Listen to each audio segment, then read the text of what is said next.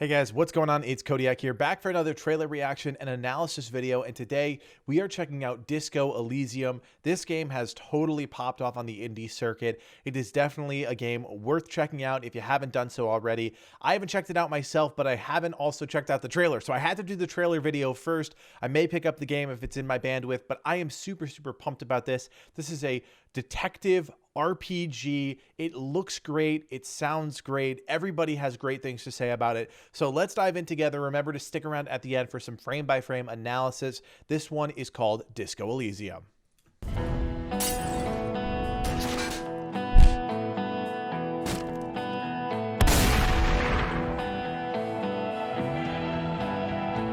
Get dressed, detective.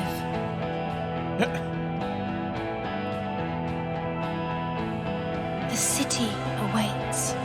What a cool art style. An open world RPG. Unlike anything you've seen before. I mean, that's so true.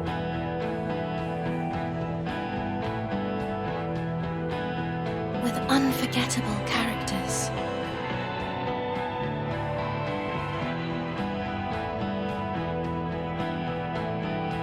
Play them against each other. Try to help them.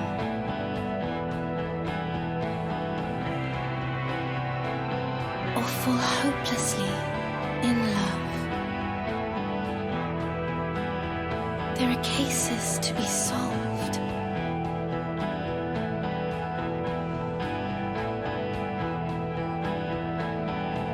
Mistakes to be made. Oh, he's punched a kid. Consequences Bullet time flip to be off. dealt with.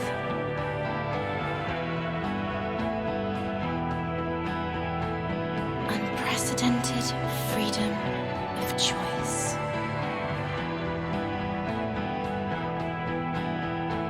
Countless tools for role-playing.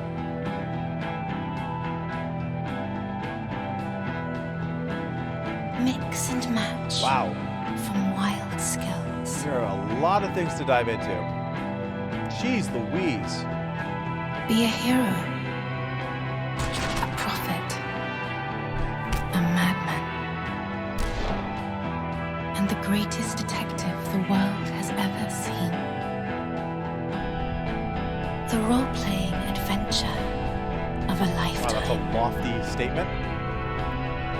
Cool. Disco Elysium. Oh, I had to get it at the end. Sorry, I cut that off on you guys. Yeah, what a really interesting looking title here.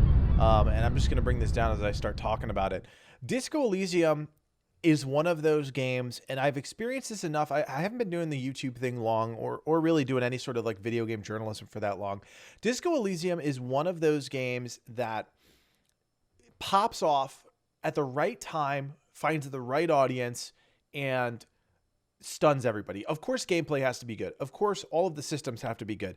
But this is one of the games. It literally popped off on Reddit. I was like, wow, this game is something I have to check out. I found the trailer, and it's the first thing I'm doing with you guys now. So let's dive into it because there is a ton to really talk about in this, and I'll try and keep the video relatively short.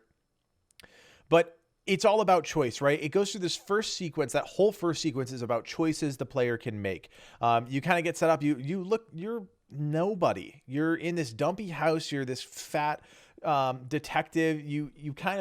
Your first choice is to pick the outfit that you want to wear. Now, the outfits are tied to these attributes on the side here. You can see the bow knot is going to give you +2 to drama, which let's see, 1 2 3 4 5 6 1 2 3 4 5. So it looks like it's really 5 and 5 here. I don't count keys as anything. I really shouldn't count the weapon as much either, but 5 and 5 in terms of equipment that you can put on your character, all affecting this here. So we have intellect, physicality. Not sure what this is quite yet, and I'm not sure what that is quite yet. Let's see if we move through.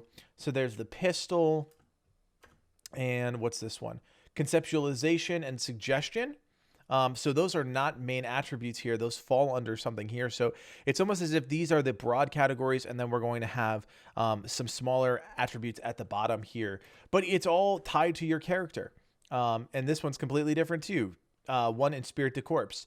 So the character, outfitting your character in the right outfit is actually part of the RPG experience. As you guys know, with any RPG, we deck out our characters, but in this case, you're a detective, you're solving murders. It's not really a true RPG in that sense, that you need armor and enhancements and things like that. So your clothing becomes those things that give you attributes. And then this is where they kind of open the world up to you and say it's an open world game. So this is a top-down, I don't want to say it's Art Deco. I'm not 100% sure what we would call this styling. Open world RPG, detective game with some turn-based elements. I mean, look at just this artwork is just really something else. I don't want to say it's stunning, because it is and it isn't, but it's unique. It's beautifully unique, and that's really cool. They start with the unforgettable characters here. You can see that this is one of those really cool. This is actually one of my favorite dialogue styles of all video games, where they have the characters still staying in real time, and the characters are doing things, but then you have this kind of side slat on the side where you talk to the character, you can make interactions with them. Things are still going on in the world that you can experience and see, but then you can also interact with them. I just think that's a really cool system. It's always worked well in other games, in my opinion, and it's really cool. So this is where they start talking about manipulating these characters to influence other characters. It looks like it's a very tried and true kind of Fallout system of, character A says something, you respond with options 1, 2, or 3. And I think we see that in a couple of these interactions here. You see the kind of history of the conversations, but the characters, if we go back and just look at this sequence here, you'll notice we've got Big Boss Lord, we've got artist perhaps, or businessman, scared kid, we've got like a boat woman, we've got I don't know what this guy is. He kind of looks like Jacques Cousteau or whatever his name is. We've got this guy Titus, who's part of either in prison or a gang, or either at a diner or a truck stop.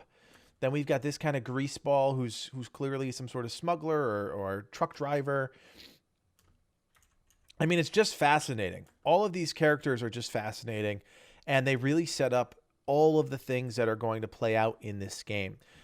What we don't really see at this point is a lot of gameplay other than the dialogue stuff, but that's clearly the emphasis in Disco Elysium, is solving these cases, having the conversations with people. Here you can see kind of your task list, which is really broad. You can see the map is kind of like a 2D, it's a flat sketched area map, which is kind of cool. And then you've got all of these different tasks on the left-hand side here, which is really neat as well. You've got the church, the fisherman shacks, the Martinez waterfront. You've got a lot of really cool stuff all there. And then you've got this check system. Now, this is very much a D&D system in terms of, rolling dice to see if you succeed or fail in a scenario.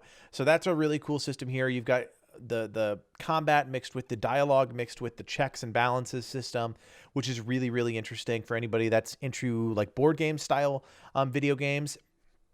That's kind of what you got. You got the kid getting punched in the face.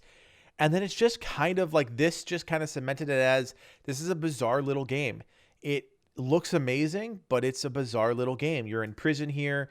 You failed the check here. And then it doesn't really show you exactly what happens, but it says you have to face the consequences. So this is definitely a game of going out there, trying things, either succeeding or failing in doing those things, and moving on to the next thing, and continuing to work until you could solve these mysteries. There's so much to break down and so much to try and figure out with this game. Then you get into this whole section, which is like a research-based section. Of course, all of the names are rooted in, I think, French culture, Guillaume le Million and Hobocop and volumetric shift compressor, and then Manzovian socioeconomics. Like, these are long, lengthy titles. They're not easy to remember, but they all have something to do with your character. So indirect mode of taxation, it's hard. Is this oh, this is the thought cabinet. So it's really hard to pinpoint exactly what is happening just from this trailer. This is definitely the type of game that you can get lost in for hours on end, not knowing much about the game because there's so many systems in place. Here we have, here's the breakdown: intellect, psych, physique, and motorics. So we've got logic, we've got volition, we've got endurance, hand-eye coordination. So these are our skills. These are going to be our level up systems here. They're going to improve our character and his performance in the world. Then we have the archetype. So these are the different character builds. We've got the thinker, the sensitive, the physical, or create your own. So this is like character creation right off the bat. There's so much RPG packed into this unique package. And this is kind of the adjusting of the abilities, terrible or intellect, good or psych. Sorry. So it's intellect, psych, physique, or motorics if it's terrible or good. I guess 4 is a good, 1 is terrible. Just kind of how you build your character out. And obviously, it just went up to great there. So it's building your character. It's designing your character, figuring out the gear for him, creating him the way you want. I think the key to this game is that it's there's a lot of choice. There's a lot of freedom, but there's also a lot of consequence for your actions. So there's a lot to talk about with this game. It is a very interesting title.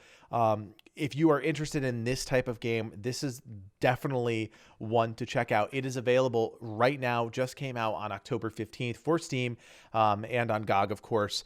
Disco Elysium, the title or the catchphrase on the top here is, what kind of cop are you? So Disco Elysium out now on Steam and GOG. If you want to check it out, you can go buy it there.